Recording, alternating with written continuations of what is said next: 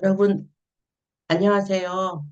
여러분은 지난 시간에 노인 돌봄 AI 반려 로봇을 읽고 반려 로봇은 어떤 역할을 하는 로봇인지 배웠어요. 우리가 본문을 읽으면서 조금 어렵게 느껴졌던 단어들이 있었죠. 교재에 정리된 10개의 핵심 단어 어휘를 함께 살펴보겠습니다. 본문의 맥락 안에서 단어들 어떤 의미로 쓰였는지 확인해 보세요. 먼저 고령화입니다. 한 사회에서 노인의 인구 비율을 높이는 것을 말합니다. 두 번째는 차원입니다. 네. 차원은 어떤 사물을 보고 생각하는 입장이나 단계를 말해요. 다음은 긍정적과 탑재하다입니다. 노인 돌봄 로봇에 대한 반응이 긍정적이었던 예, 이유는 로봇에 똑똑한 인공지능 기술이 탑재되었기 때문이에요. 배나 비행기에 물건을 싣는 것처럼 거기 안에 기능이나 프로그램을 넣는 것을 탑재하다라고 합니다. 세 번째, 어르신의 예, 건강과 관련된 단어들도 많이 나오네요. 사람들의 마음을 어, 생기는 감정과 정서, 그죠? 뇌의 기능이 떨어지는 병이 치매, 마음이 몹시 우울한 상태인 우울증, 그죠? 그다음에 그리고 오랜 기간 동안 앓는 만성질환, 병이 낫지 않고 오랫동안 지속되는 상태를 말해요.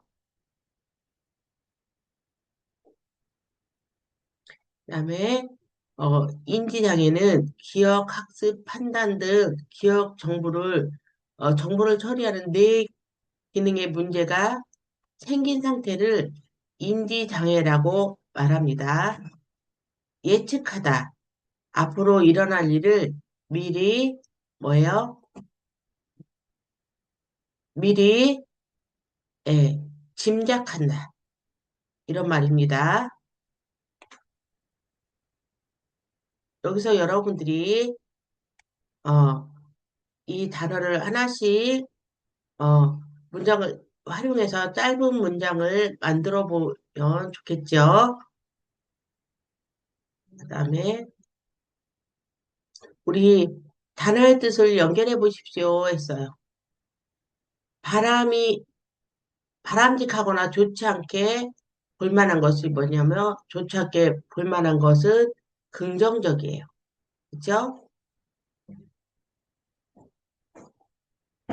여러분 왼쪽에 있는 것을 먼저 읽어보고 오른쪽 단어와 맞춰서 연결하면 되는 거예요. 여러분들에게 2분의 시간을 주겠습니다. 여러분들 천천히 한번 앞에 어휘와 연결해서 한번 풀어보세요.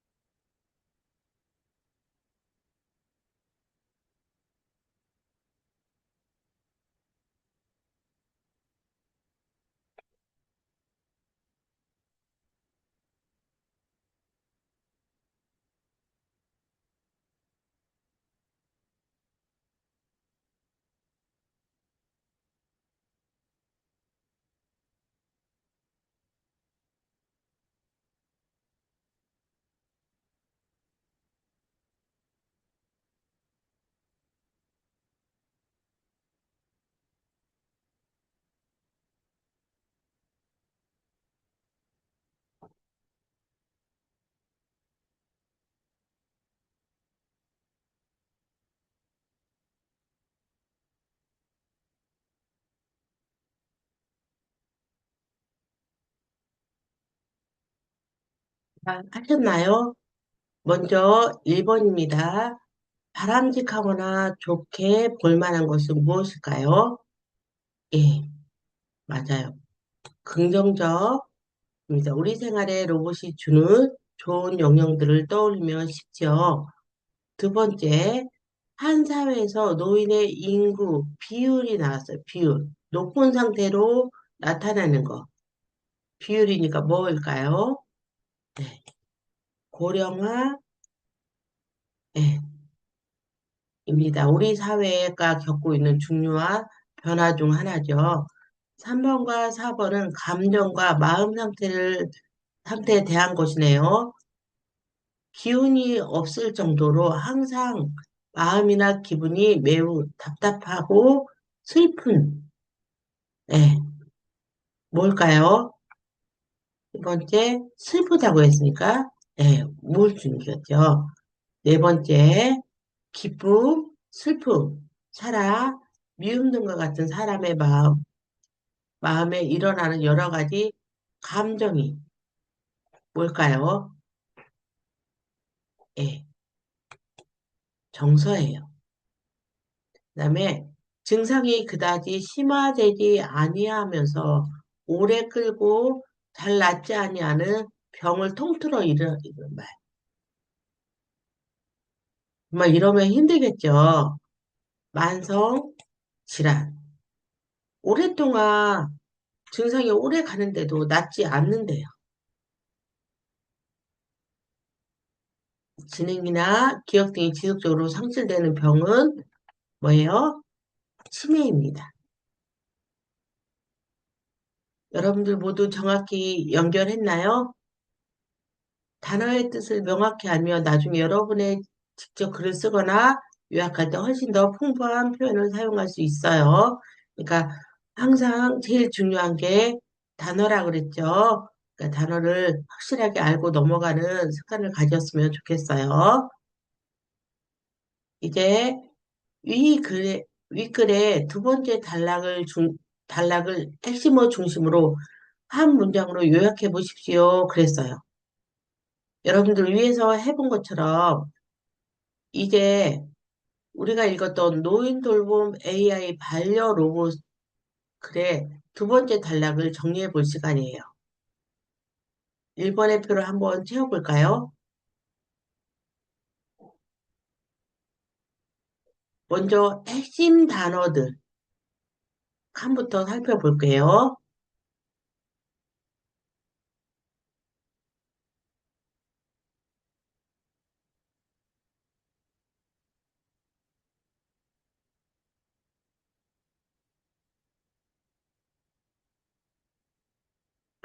위에서 보면 서울시 A구의 사례를 떠올려 보세요. 자치단체 AI 반려동물 로봇, 소통, 정서 및 안전관리 같은 단어들을 찾을 수 있을 거예요. 여러분이 생각한 핵심 단어들을 첫 번째 칸에 자유롭게 적어보세요. 한번 볼까요? 네, 자치단체, 노인돌봄, 로봇, 긍정적 소통, 감정, 공유, 관리, 치매 예방 프로그램. 이렇게 여러 가지 핵심 단어들이 있었어요. 이제 이 단어들을 사용해서 요약문을 완성해 볼 거예요.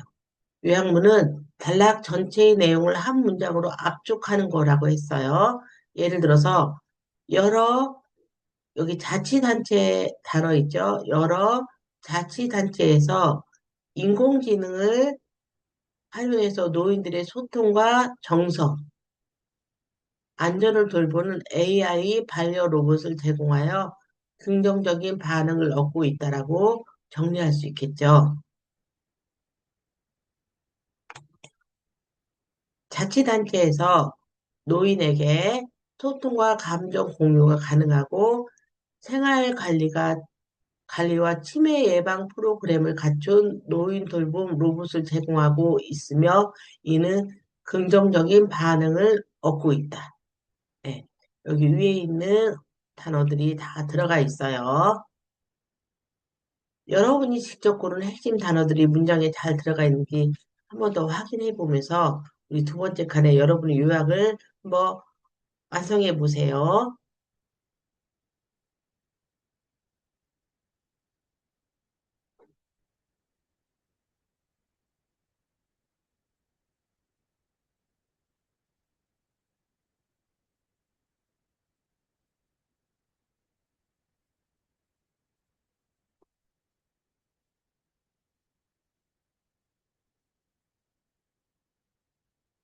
다음은 다음 중 기억에 들어갈 알맞은 말을 고르십시오. 그랬어요. 우리 기억. 이제 우리가 본문을 얼마나 잘 이해했는지 확인하는 문제를 함께 풀 거예요. 예, 아까 본문의 세 번째 문단에 들어갈 기억에 알맞은 말을 고르십시오. 가족이나 아까 뭐 했어요?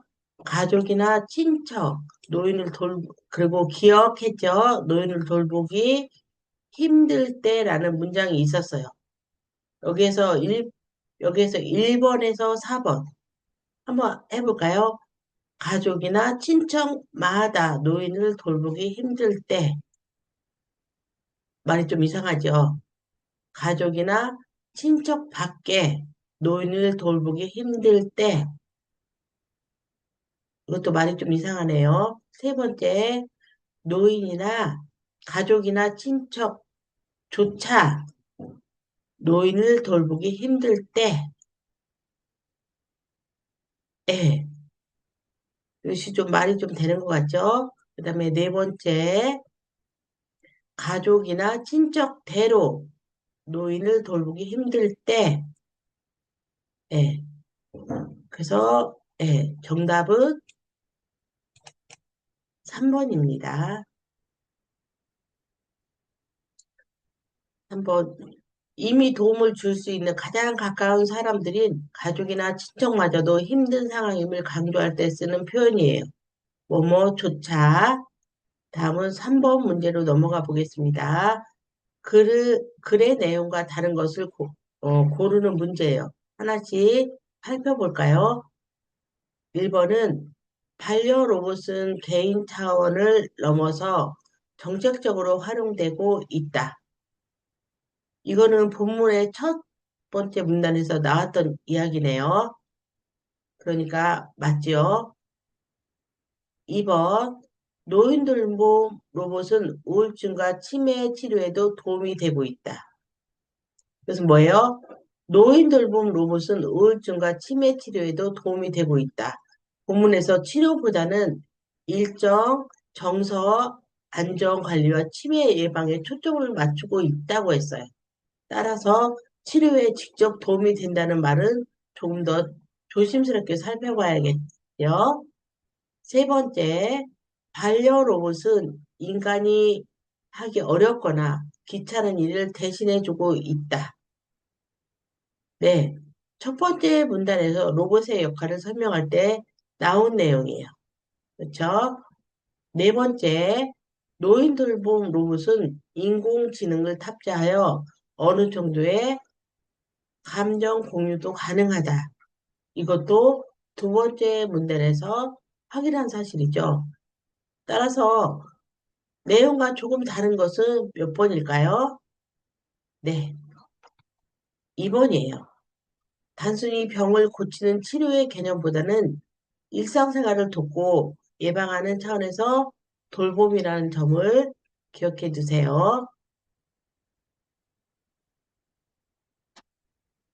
여러분이 요청하는 대로 로봇을 제작해 준다면 어떤 기능을 갖춘 로봇을 갖고 싶은지 이야기해 보세요. 그랬어요. 여러분은 지금까지 우리의 감정을 읽는 로봇과 어르신을 돌보는 로봇에 대해서 공부를 했습니다.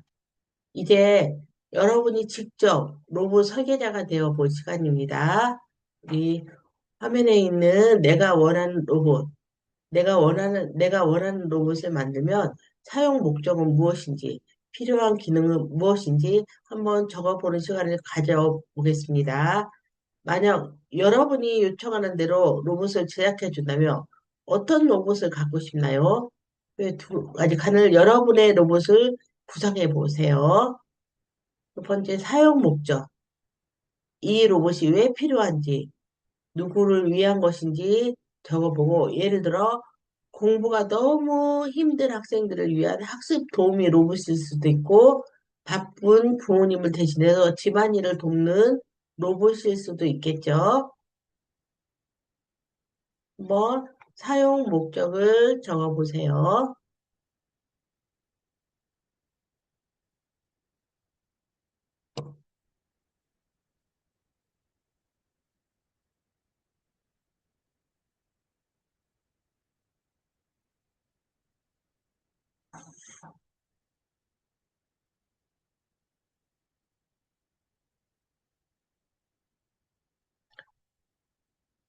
다 적었나요? 뭐, 여기는 일정 관리를 해주는 로봇을 만들고 싶다고 적었어요. 그러면 두 번째 카레는 필요한 기능입니다. 목적을 달성하기 위해서 로봇이 구체적으로 어떤 일을 할 수 있어야 할까요? 아까 본문에서 배웠던 단어들을 활용해 보세요. 모르는 문제를 설명해주는 인공지능 기능이나 지친 마음을 위로해주는 정석 케어 기능. 이런 것을 적어볼 수 있어요. 여러분이 일상에서 느꼈던 불편함이나 필요했던 도움을 떠올려 보면 멋진 아이디어가 나올 거예요. 자, 나만의 특별한 로봇을 설계해 보세요.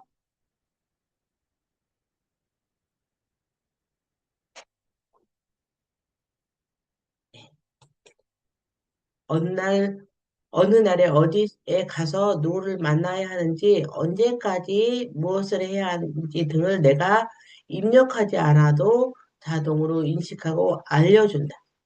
그래서 우리가 실수하지 않겠죠. 예를 들어서 여러분들이 학교를 다니면서 언제까지 과제를 내야 되는지, 언제 방송을 들어야 되는지, 바쁘면 잊어버리고 그냥 지나갈 수가 있어요. 그런데 이런 일정 관리를 해준다면 실수하지 않고, 어, 모두 다 할 수가 있겠죠. 그래서 내가 언제, 어디 가서 누구를 만나야 되는지, 또 시험이 언제인지, 저 학교 가는 날이 언제인지 이런 것을 잘 알려주는 일정 관리를 하는 로봇이 있으면 편할 것 같아요. 네. 더 생각해 보십시오. 했어요. 우리 인공지능 로봇의 활용입니다. 다 같이 한번 읽어볼까요? 인공지능과 로봇의 활용은 우리의 일상이 되었다. 우리도 모르는 사이에 이미 로봇 세상에서 살고 있는 것이다.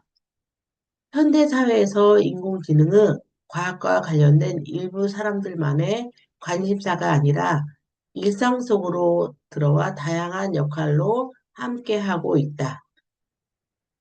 우리는 이제 식당이나 카페에서 음식을 주문하거나 배달받는 것은 물론 호텔 객실에서 비치된 AI 비서를 통해 필요한 물건을 요청하고 제공받을 수도 있다. 건강을 관리해주는 로봇, 노인 돌봄 로봇도 있으며 심지어 경비 업무를 담당하는 로봇도 있다. 공원에 있는 보안 담당 로봇은 화재, 범죄 상황 등을 발견하여 처리하며 사물 인터넷 센서 추가로 미세먼지 상태를 확인하여서 알림 서비스를 제공하기도 한다. 이렇게 인간의 삶을 편리하게 만드는데 인공지능의 인공지능이 다방면으로 활용되고 있으나 동시에 우려의 목소리도 네, 있다. 그랬습니다. 우선 우리가 인간의 일자리가에 관한 것이다. 산업화 시대의 기계가 인간의 자리를 대신하였듯이 이제 인공지능 기반의 로봇이 인간의 역할을 대신할 수 있기 때문에 부직난이 심각해질 수 있다. 또한 플랫폼 기업에서 이익을 위해서 인공지능의 알고리즘을 조작하거나 왜곡할 가능성도 문제이다. 심지어 엄청난 양의 개인정보가 유출되는 사고가 일어나거나 해, 해킹을 통해서 개인정보가 범죄에 이용될 가능성도 존재한다. 이와 같은 악용을 막고 순기능을 살리기 위해서는 인공지능과 로봇의 올바른 사용 방안에 대한 고민과 제도가 필요하다. 그랬어요. 이는 플랫폼과 알고리즘이 좋네요.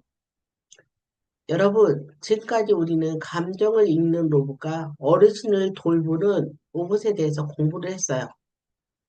근데 이제 여러분이 직접 로봇 설계자가 되어 보면서,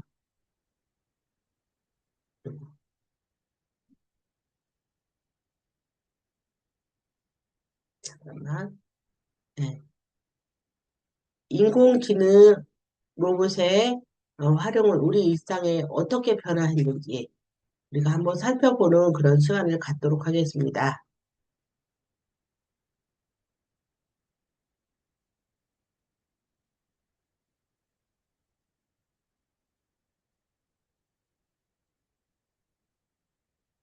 첫 번째 문단을 보세요. 이제 인공지능은 일부 전문가들의 간입사가 아니라 우리의 일상 속으로 들어왔다고 했습니다. 예, 일상이 되었다고 했습니다. 예, 식당에서 음식을 주문하거나 호텔에서 AI 비서에게 서비스를 요청하는 것들이 이미 익숙한 풍경이 되었죠. 두 번째 문단에서 더 놀라운 예시들이 나옵니다. 공원의 보안 담당. 그러니까 음, 범죄 상황을 처리하며 예, 잠깐만요. 자, 어, 건강을 관리해주는 로봇, 돌봄 로봇도 있고 경비 업무를 담당하는 로봇도 있고 공원에서 있는 보안 담당 로봇도 있대요.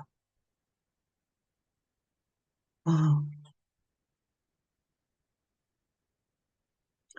우리가 사물 인터넷 센서를 통해서 미세먼지 상태까지 알려준다고 했어요. 이렇게 인공지능이나 인간의 삶을 편리하게 만드는 순기능을 하고 있어요. 여기 사물 인터넷 센서나 네, 미세먼지 상태를 확인해서 알림 서비스를 제공하기도 하고 이래서 우리가 예, 인간 편리하게 만드는데 인공지능이 다방면으로 활용되고 있으나 우리의 목소리도 높다고 했습니다. 하지만 뒷부분에서 우리가 꼭 생각해야 해봐야 할 우리의 목소리도 담겨 있습니다. 어떤 문제들이 지적되고 있나 한번 살펴볼까요? 잠깐만요.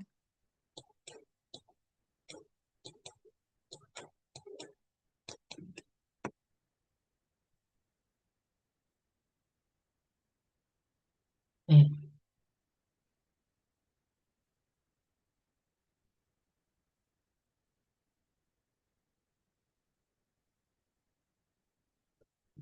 일자리가 없어져요. 개인정보가 유출될 수 있대요. 맞아요. 본문에서 세 가지 큰 문제점을 언급하고 있어요. 네. 그래서 뭐냐면 개인정보가 유출되는 사고가 일어날 수 있어요. 그 다음에 일자리를 뜻이 네, 때문에 구직난이 심각해질 수 있어요. 그렇죠? 그 다음에 플랫폼 기업의 이익을 정부를 위해서 왜곡할 가능성이 있다. 왜곡할 가능성도 문제이다. 네. 그 다음에 개인정보 유출이나 네, 해킹을 통해 범죄에 이용될 가능성도 존재한다. 그랬어요. 그래서 이러한 악용을 막기 위해서 올바른 사용 방법에 대한 고민과 제도가 필요하다고 강조했어요. 그죠? 고민과 제도가 필요하다고 강조한 것을 볼 수 있어요. 음, 기술의 발전도 중요하지만 그 기술을 어떻게 다룰지에 대한 우리의 마음가짐이 더 중요하다는 것이겠죠. 자, 그럼 이제 여러분들이 글의 내용을 아까 연습했던 메모하기에 기법을 사용해서 핵심어 위주로 정리해보는 시간을 가져볼 건데요.